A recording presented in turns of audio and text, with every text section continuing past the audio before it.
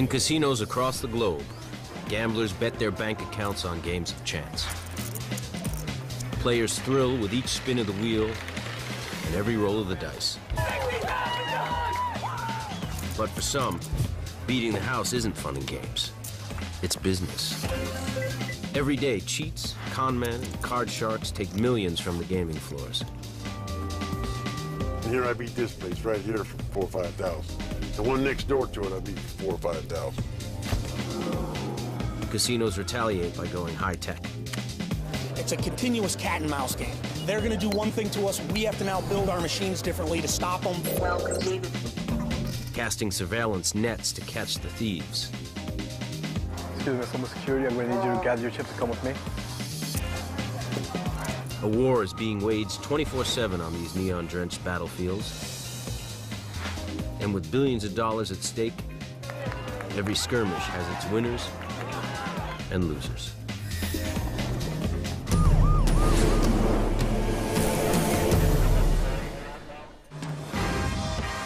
The Las Vegas Strip. Its attraction is undeniable. Millions check into this shiny world to gamble, see a show, have some fun. Across the country, players contribute over $30 billion of their hard-earned money to casinos annually. The vast majority of these gamblers come prepared to win or lose, on the level. But the cheats have a different approach. They steal. And for casino professionals like Jim Hartley, it's hard telling the two apart. Everyone and anyone can be a suspect. Everyone's going to cheat. And I got to be honest, that's the way I look at something, is everybody lies, everybody cheats, everybody steals. You can cheat at blackjack, at the craps table, at roulette. But it turns out nothing's more vulnerable to a cheating heart than a slot machine. Up to 80% of a casino's revenue comes from its slots. Their appeal to gamblers is clear. Slot machines are colorful, easy to play, and require absolutely no skill. But cheating the slots requires talent. The difference between me and the gambler who gets a thrill from just gambling, I don't gamble. I cheat. That's what I do.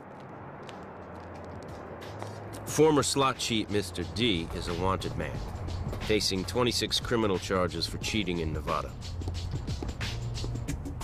He's granted us permission to film his interview at this undisclosed location in Vegas. What I find attractive about cheating slots is I'm anonymous. I'd walk up to a machine, not a person. Mr. D started out as a card shark. But when a friend showed him a simple device called a light wand, he decided it was time for a career change. And found he could make a living alone and in the shadows.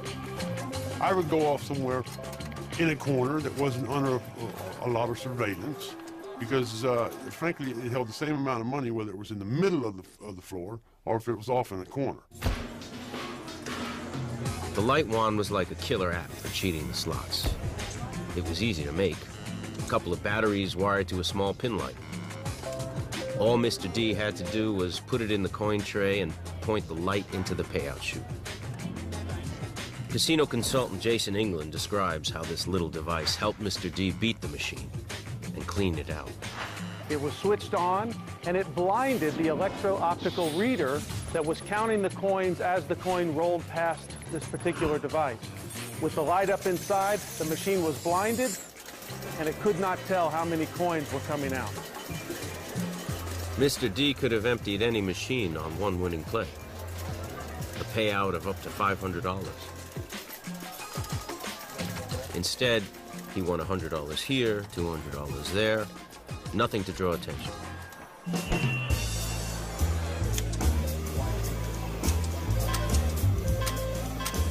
In order to be successful at this, you have to be content to rank with the common herd. You can't let everybody know that what you can do. Otherwise, you'll get arrested, right? So you have to keep a low profile.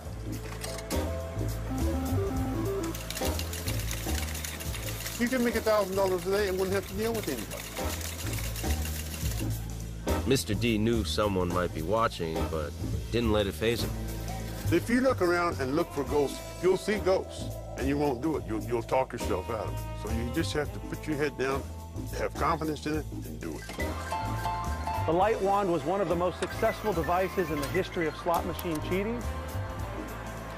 It was probably the device that took more money out of the industry than any other. And while we're not exactly sure how much money was stolen during the light wand era, estimates run into the high hundreds of millions of dollars. Mr. D estimates he cheated casinos out of nearly $1 million over 10 years using the light wand. And he didn't lose much sleep over it. The casinos that I beat, I didn't look at beating a casino. There wasn't a face there in front of me. You know, I looked at it like I'm beating a machine. To protect their profits from grifters and con men like Mr. D, casinos are spending millions on surveillance technology. At the newly opened Aria Resort and Casino in Las Vegas, spying on cheaters has been taken to the next level. Director of Surveillance Ted Whiting is allowing television cameras inside his command post for the first time. From this vantage point, Ted and his staff can monitor the action on the gaming floor from any of over 1,000 cameras. Everything that goes on inside the casino, table games, slots, poker, cage, racing sports, etc., that is the domain of this department here. Well, the role of a surveillance director and everyone who works in surveillance is to protect the casino's assets. Those assets are considerable. A good night for the Aria means a take of up to $10 million. There's 150,000 square feet of gaming floor to monitor, and the potential for cheating at every table and every slot. Obviously, we can't monitor all 1,100 cameras at the same time, so what we do is we pick cameras that are of interest at that moment. And interest could be a phone call from the pit that says, hey, we got a guy betting a lot of money. That's somebody who we would watch. And some things that we look for are things that are out of place. So maybe somebody walking too quickly. That would be a person of interest. The Aria gaming floor never closes, so the surveillance staff rotates on a 24-hour schedule. The operators remotely control video feeds, and select feeds are recorded digitally. When we see someone who we suspect is cheating and we have the video to prove it, that's when we call security. And of course, we inform the appropriate law enforcement agency. They make the determination whether or not an arrest should be made based on our video coverage. Eddie Collier engineered the digital system that stores the daily video record. It's very critical that all this equipment is running 24/7. If one part of it is down at any time, it's definitely compromising our business. So we need to make sure that this is running 100% all the time.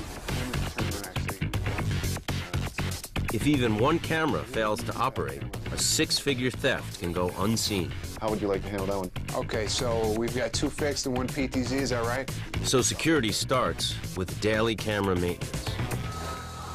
Today, Eddie and Ted direct a technician to reposition a PTZ, or pan-tilt-zoom camera. Just tighten it up, and I think we're good.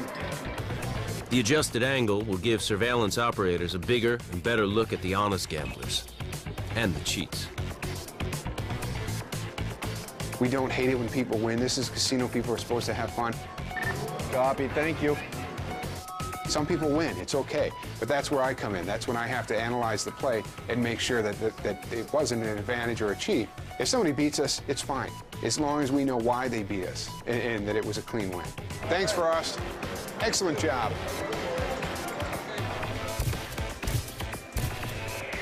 But even with hundreds of cameras trained on the gaming floor, some cheating scams go unnoticed.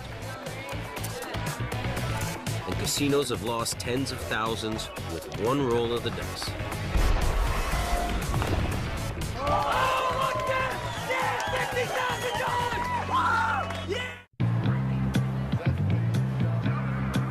One of the most popular table games at the casino is craps.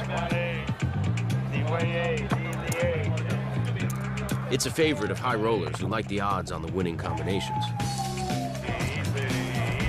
An opening roll of 7 can pay out up to 4 to 1. Betting on a roll of 2 or 12 can pay a whopping 30 to 1. A hot hand with the dice and big bets can mean thousands of dollars to a lucky gambler.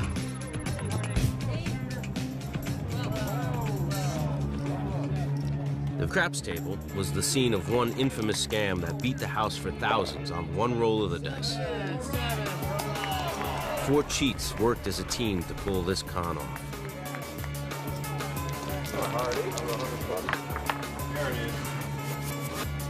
The scammer's tools? A magnet hidden in a wheelchair and juiced dice. Juiced dice are a regular set of dice where the spots are drilled a little deeper and a metallic alloy is implanted into the die. Sal the Hitman Piacente advises casinos on how to spot a cheat at the craps table. Big winning bets on long odds could indicate juiced dice are in play. With juice dice, you want to win the most amount of money in the shortest amount of time. On the crap game, you want the biggest payout, which happens to be 30 to 1 on both boxcars, which is 2 6s, and snake eyes, which is 2 aces. The original juice dice scam involved 4 players and the coordination of a military operation. There was the shooter, also known as the dice mechanic. The mechanic's role is to switch the dice in and out of the game. He's going to put the crooked dice into the game and then take them back out when the play is over. There were 2 blockers, a man and a woman, positioned next to the dealers.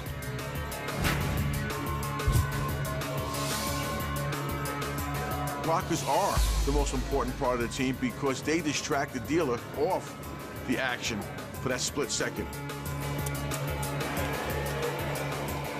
The 4th teammate operated the magnet hidden in the base of his wheelchair. He's the one placing the magnet under the table in order to control the dice, and he's the one that flips the switch. Here's how they worked it. 2,000 on aces. One of the blockers makes a big $2,000 bet on snake eyes. The last-minute wager diverts the dealer's attention for a split second. That's when the mechanic switches in the juiced dice. The dice are thrown. The blockers place late bets to distract the 2 dealers. And the magnet is switched on when the dice reach the end of the table. The result? Snake eyes and a $60,000 payout. Now, all hell will break loose on the table. This person just won $60,000. The casino employees are not going to know what hit them. The trick in pulling this scam off is everybody working together as one. 2,000 on snake eyes. The switcher has to be very proficient in getting the dice in.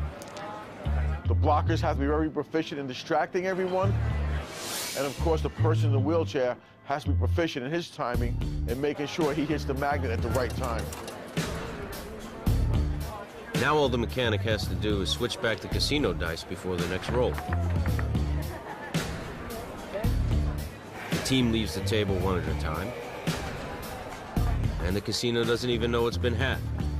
Here you go, dealer's money. Thank you. Thank you. Thank you. Thank you very much. Table 11 is security. We have a... But pulling a scam like that today would probably have different results. Late bets tip surveillance personnel like Ted Whiting to look harder at the win. Swapping dice happens so fast that there aren't a lot of things you can see. So what you have to look for is what the play looks like. The wheelchair, he's up to something, right? They're going to make their switch quickly. The guy shooting the dice probably isn't going to be the one betting the money. The guy betting the money is his buddy, who they act as if they're not together. You're going to see late bets coming in and arms flying around. That's unusual. So that's when we would get involved. As soon as we see that kind of suspicious move, we'd run the video back in an instant, and we can grab them right away.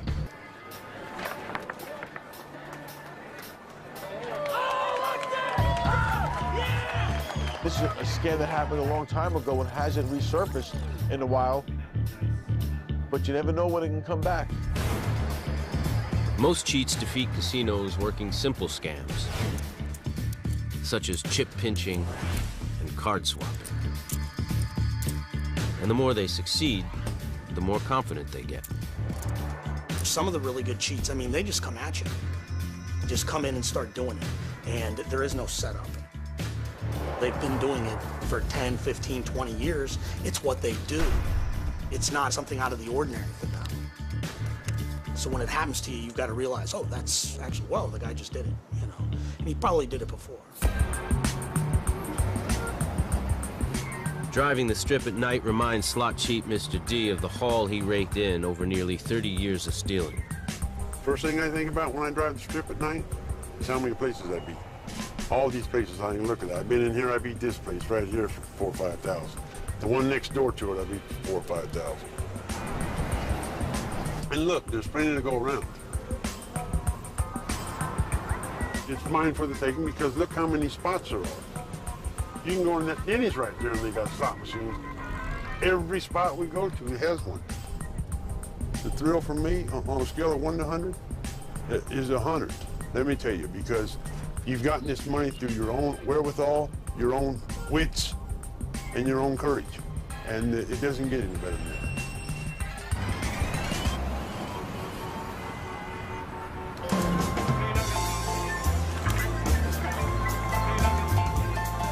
In the 1990s, when casinos were bilked of millions by cheats with light wands, they decided to get rid of coin slots altogether.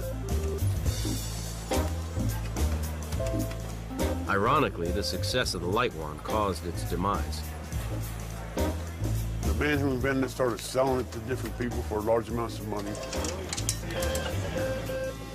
It just got to be too well known. And then consequently, the slot machine makers took steps to stop it. My response to the light wand becoming obsolete was a penny, because that was my major way of making a living. And here it was coming to an end. Looking for something cheap-proof, slot manufacturers converted the machines to accept folding cash and make payouts on paper. Slot cheats quickly found a weakness in the new machines and came up with a second-generation light wand, the credit blaster. A credit blaster is an electronic device that simulates the signal generated by the bill validators that are mounted on every single slot machine. These credit blasters can rack up hundreds of fake dollars on a machine that can then be cashed out as if they were real. The best credit blasters are typically designed to look like an everyday object. For instance, this one is disguised as a simple key fob or garage door opener. Since the bill validator was out in the open, the cheat needed to be hidden from surveillance. So Mr. D decided to bring in a partner. If I was making 1,000 a day, I could just as easily make 2,000 a day if I had someone else. I wanted someone there to blocking out the video, so if they couldn't see me doing it on video, even if I did get arrested, I would eventually beat it in court. The first time he used the blaster, Mr. D ripped off $300 worth of false credits in a matter of seconds. I was so happy. I mean, this was the epitome of slot cheating.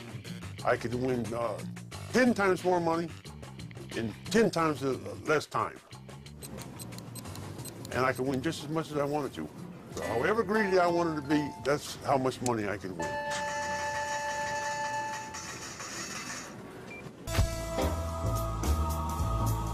For Vegas cheats like Mr. D, staying anonymous is priority one. But for a team of European grifters, making a splash with their scam was part of the thrill.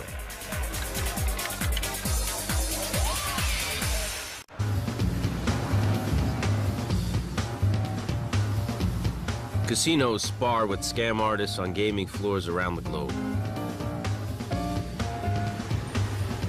In London's Piccadilly Theatre District, the glamorous Ritz Hotel and Casino was the site of another legendary heist.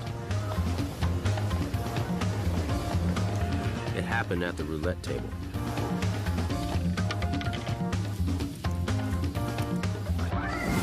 Alexis Conrad, host of BBC's The Real Hustle, explains why cheating at roulette is such an attractive prospect. Roulette's always been a very, very attractive game for cheaters because you can win and win big. In English roulette, gamblers can bet on any of the wheel's 37 numbers, on sections of the wheel, on colors where the ball might land. Guess the right color, and you double your money. Guess the precise number where the ball lands, and it's a 35-to-1 payout.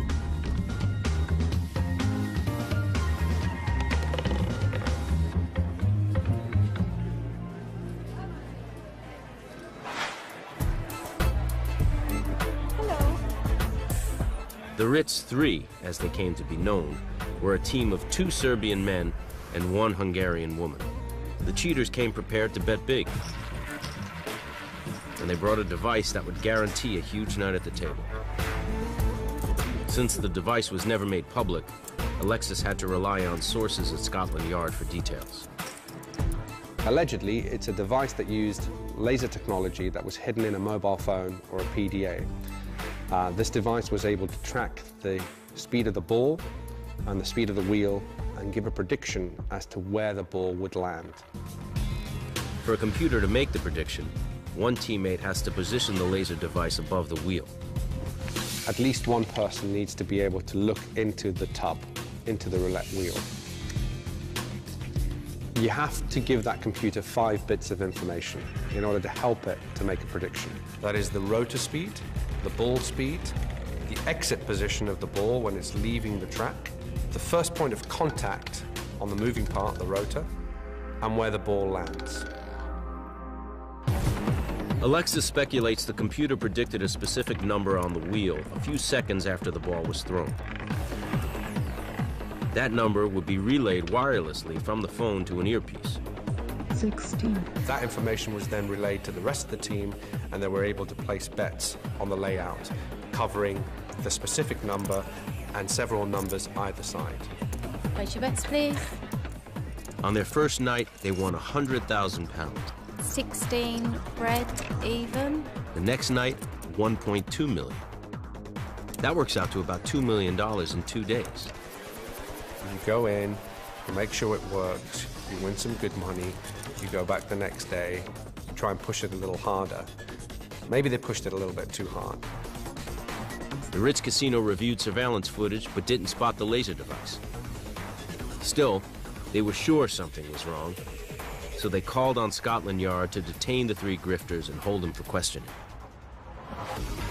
To date, details about this scam have never been made public, for obvious reasons. Now, the reason we're not going to know exactly what they've done is because it's in no one's interest for that to be public knowledge. Scammers don't want people to know what they're doing. Casinos don't want people to know what scammers are doing to them. Since England had no law against using computers in a UK casino, and because it didn't physically interfere with the game, the cheats were eventually freed and allowed to keep the money. This way of cheating is everybody's dream. It's knowing an outcome before it happens. It's being able to guess the lottery numbers before they're drawn.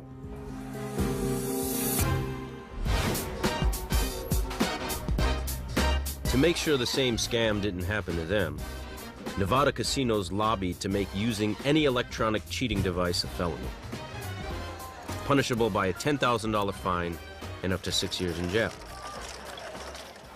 But even in the States, you have to catch the cheat before you can prosecute. A well-trained surveillance team is the casino's first line of defense. Here at the Aria Casino, thousands of gamblers crowd the gaming floor on a busy night. Spotting the thief requires a trained eye.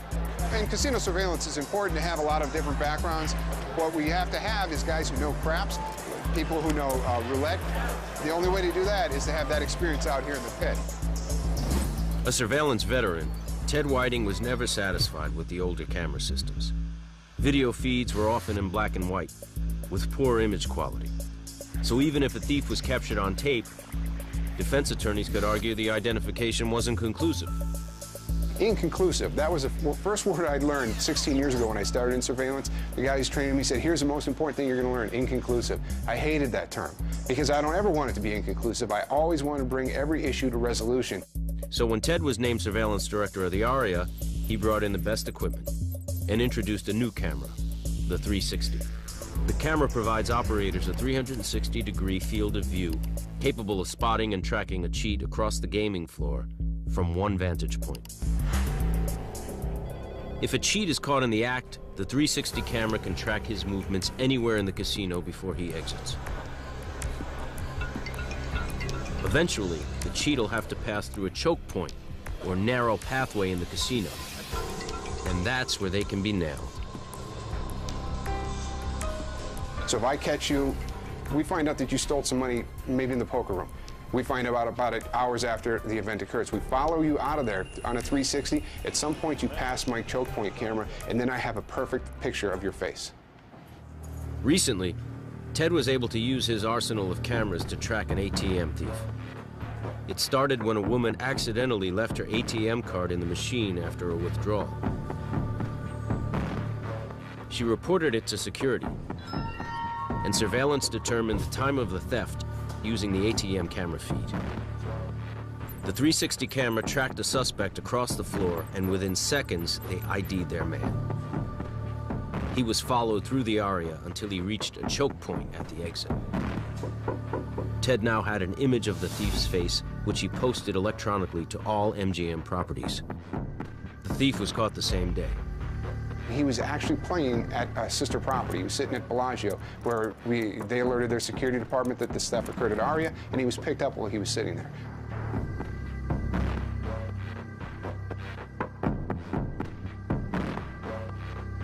Video coverage is it. Without the coverage, all you have is I said you did it. So video coverage, we're never wrong because we don't have to be. The picture is worth 1,000 words, and an HD video is worth maybe 3,000.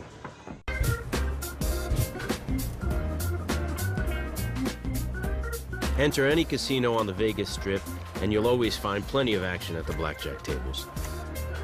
That's because the rules of the game are relatively simple. Add face cards and number cards together to beat the dealer without going over 21. Your chance of winning the hand is 4 in 10, so the house always has the edge. But casino blackjack has a weakness, and gamblers have always tried to exploit it. The weakness? A finite number of cards in play. The way to exploit that? Count every card that's dealt. My name's Josh Axelrad, and I used to be a professional card counter. Over the course of about 5 years of playing blackjack for a living, I took about $700,000 off the tables. When I first heard that there was this thing that you could do in a casino to genuinely win, my first thought was, that's what they're for. That's why they built Las Vegas, for this one thing. And it was like being handed the key to this entire city.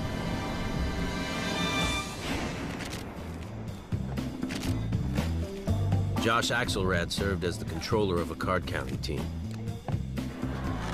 By using some very basic math, he could calculate the ideal time to bet big, counting the 312 cards in the 6-deck shoe.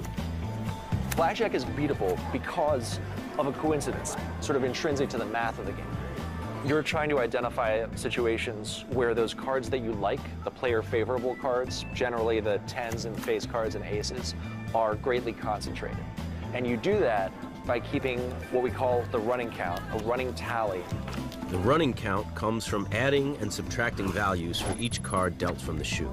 Low number cards, deuces through 6s, are +1. Face cards, 10s and aces, are -1. 7 through 9 cards are neutral. The higher the count goes, the more face cards are left in the shoe, giving the advantage to the player, not the dealer.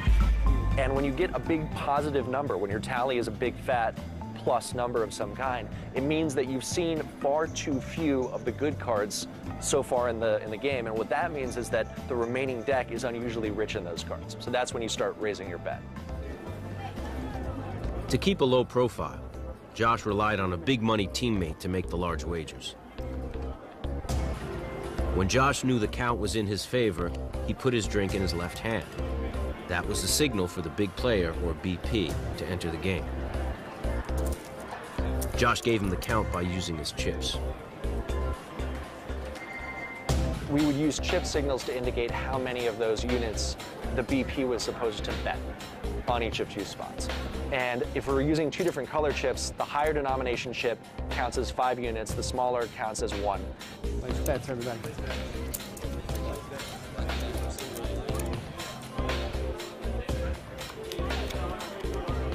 The count determined the size of the bets.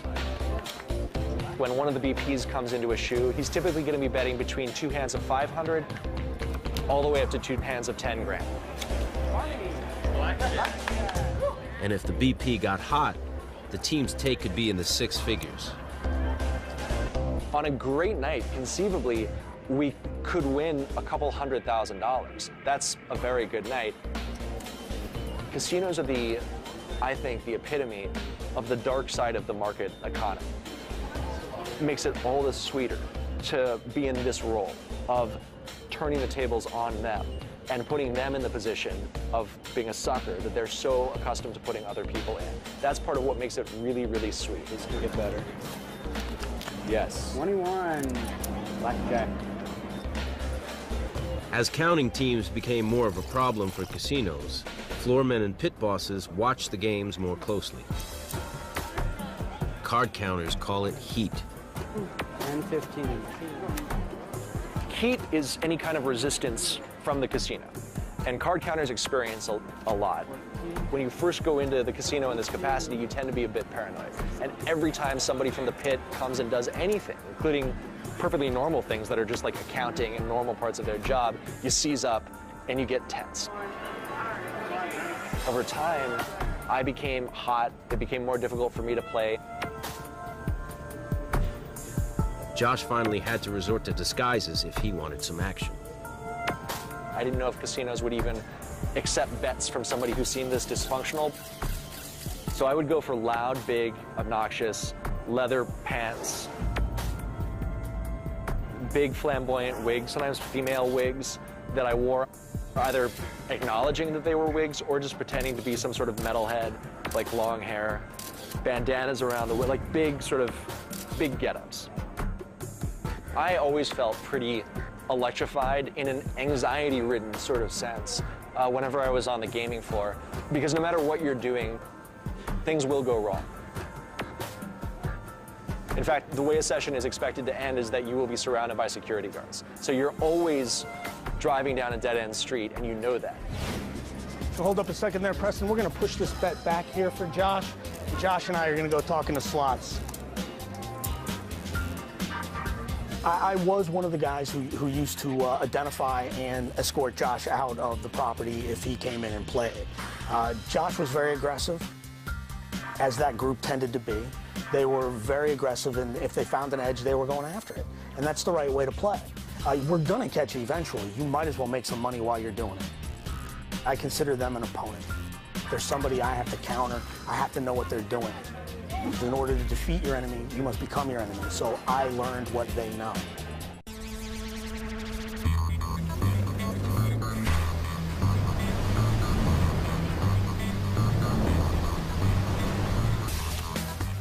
With a surge in blackjack card counters over the past decades, casinos have started sharing information with each other. After a team hit one Vegas casino, word traveled quickly up and down the strip. The counters got the message they weren't wanted. And since the casinos are privately owned, teams could be removed from the tables at any time. They are very good at their craft. They work very hard to gain that advantage, and they're coming at you in a completely legal fashion. They are not doing anything wrong. We don't like it, but that doesn't make it illegal, does it? Josh Axelrad thinks the casinos are still vulnerable to card counters who are willing to be aggressive. It's a beautiful thing, and I do think it's beautiful, and I encourage you to go beat the casino, but I encourage you to do it for real, meaning understand that when you go in there, you're not there recreationally, you're there to do business. Blackjack, blackjack. I recommend aggression. I recommend trying to get thrown out. The best stories are always about the time you got thrown out anyway, so like, why d around? Go do it. With all the con games and scams going on at U.S. casinos, an anti-cheating industry has sprung into existence. Casinos spend millions each year upgrading their surveillance technology. Here at the annual World Game Protection Conference in Las Vegas, Jim Hartley works the room searching for the latest cool tool to counter the cheats. And like everything else in Vegas, it's all about the money. When they asked Willie Sutton why he robbed banks, because that's where the money is, right? So why do we have to have this level of sophistication? Because that's where the money is. And that's what we deal in. It's our currency. It's money in and out. It's not only the guys coming in from outside, it's also the personnel we work with. So every cashier, every dealer, everybody is dealing with money all the time. Cameras don't catch, recorders don't catch criminals. People do. The technology can never remove the human element. We watch people. That's what we're doing. We're people watchers at the end of the day. So if you're out there stealing every day, that increases the chances of me seeing you and figuring out what you're doing, especially if you're winning. And if you're winning consistently, I'm going to be looking for consistent winners on the games, because that tells me something's wrong. So if you've never lost on blackjack, I'm going to be watching you pretty heavy, right? I mean, it just makes sense. With professional cheaters, card counters, and con men stealing millions every year, casinos can never let down their guard. It's a continuous cat and mouse game. They're going to do one thing to us. We have to now build our machines differently to stop them. The Borgata in Atlantic City is the top-grossing casino in New Jersey, raking in up to $700 million a year. For Borgata Director of Surveillance, Greg Schaff, preventing casino theft means always staying one step ahead of the cheats. We're dealing with the human element. There's people everywhere around the country and around the world trying to figure out ways to rip us off. So it's our challenge to make sure that we evaluate everything that we have and throw our systems and information to concentrate on the correct areas to find out where criminal activity could be occurring. Greg recently introduced a remarkable new software system to the Borgata surveillance operation. If you look here, we have Kaimi software combines casino databases, including hotel check-ins, players' gambling history, even employee records. Casino consultant Bruce Bann uses Kaimi to create a digital player profile that helps to identify a potential thief. It has algorithms built in that will tell you if somebody's betting out of their normal pattern, whether they are winning more than they normally should statistically. It also allows you to match addresses, phone numbers between employees and patrons.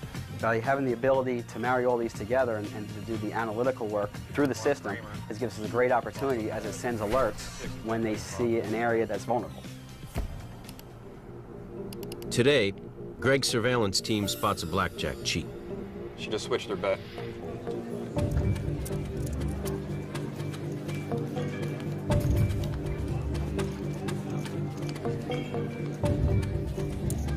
There she goes. She just capped her bet.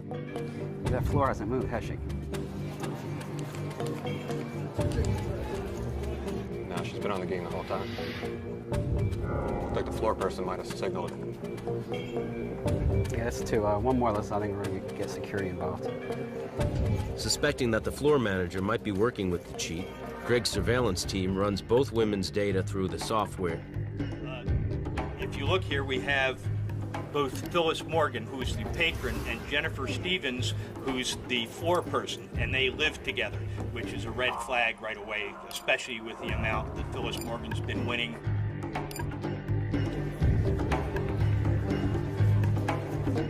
She's won $61,700 in her total play.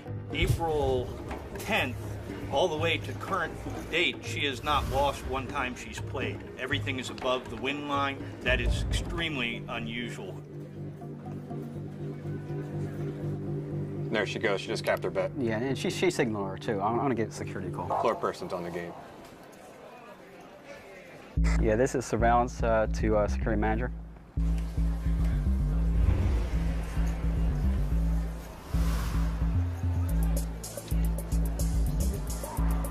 Excuse me, Someone Security, I'm going to need you to gather your chips and come with me. Did I do something wrong? We'll discuss it off the table. At the Borgata Casino in Atlantic City, the surveillance team has spotted two women cheating. There she goes. She just capped her bet. With the help of a computer program called Kaimi. Excuse me, someone security. I'm going to need you to gather your chips and come with me. Security pulls both women off the floor and takes them away for questioning. I need you to come with us as well, please. Is there a problem? Well, we can talk about it in the office. I'm going to need somebody to tap me out. Okay? But it turns out this blackjack cheat was just a test for Greg Schaaf's crew, a planted scam to keep his team on their toes. Okay? If you would, thank you. Greg knows the cheats will never stop trying to beat the house. Now the game is new people, new faces with kind of the same old cheating techniques, but just enhanced. Enhanced as they utilize more technology, they utilize better devices, so we need to have something to help us combat this problem. If somebody's coming here to cheat Borgata, I would say, like, give it your best shot. I feel that we are prepared ourselves, our staff, that we are able to at least put up a good fight.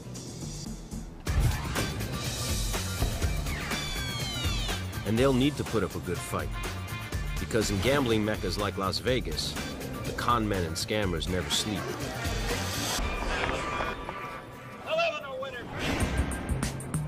But for slot cheat Mr. D, stealing eventually became a job, just a way to pay the bills.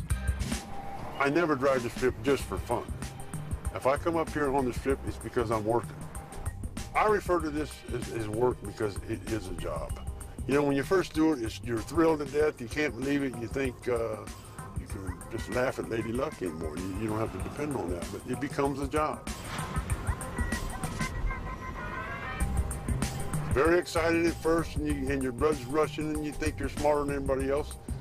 But after you do this for years like I have, it's going to work.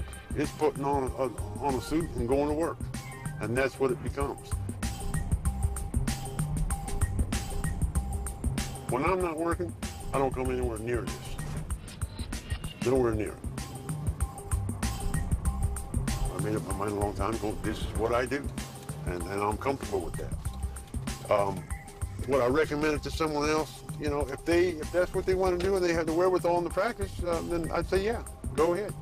You know, keep alert, and you might get arrested, you might go to jail, but that's all part of this game. And after 30 years, the game finally caught up to Mr. D. Casino surveillance recorded him working a property on the Strip. He was busted and charged with 26 counts of cheating and theft. Right now, I'm facing 1 to 6 years. I'm sweating blood. I don't want to go do it. I mean, I'll do it, you know. Do I have it coming? Yeah, I probably do. You know, but I don't want to go do it. Of all the money that I made doing this through the years, the few million that I've made, you know what I got left? Zero. Because now you got to deal with attorneys, fines, restitution, all that stuff. They take all your money. Don't worry. If I had to do it all over again, I'd be an attorney. Because they're the ones who make all the money. If you want to do this, make some money, have a good time, and then go to jail, well, then I recommend it. If I had to do it all over again, I would give all the money back that I stole to keep from going to jail. 2 days after our interview, Mr. D received a prison sentence of 1 to 5 years. He'll be eligible for parole after 12 months.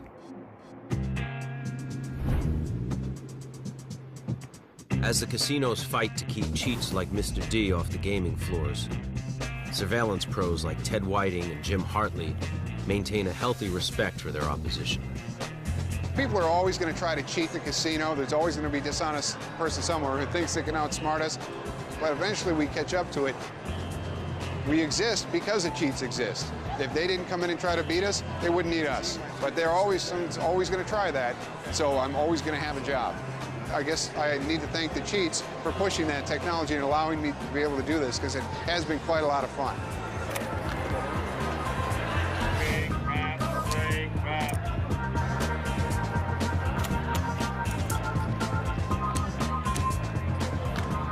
My message to the guy who's trying to beat the casino would be, please, come on down. We need our jobs. We need to keep working. Teach us something new.